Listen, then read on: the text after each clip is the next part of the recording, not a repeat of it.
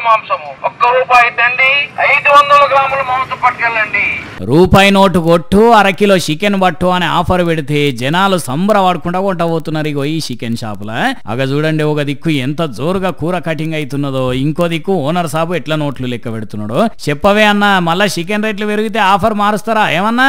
ఎంత రేట్ ఉన్నా మేము రూపాయి నోటుకు మాత్రమే మేము ఇస్తున్నాం. ఇంతకు ముందు కూడా ₹5 నోటుకి కూడా ఇచ్చి ఉన్నాము. ఆహా, ఎంత రేటు ఉన్నా రూపాయికే ఇస్తారట. ఇది వరకు ₹5 నోటు పెట్టి కూడా ఇట్లనే అమ్మినరట.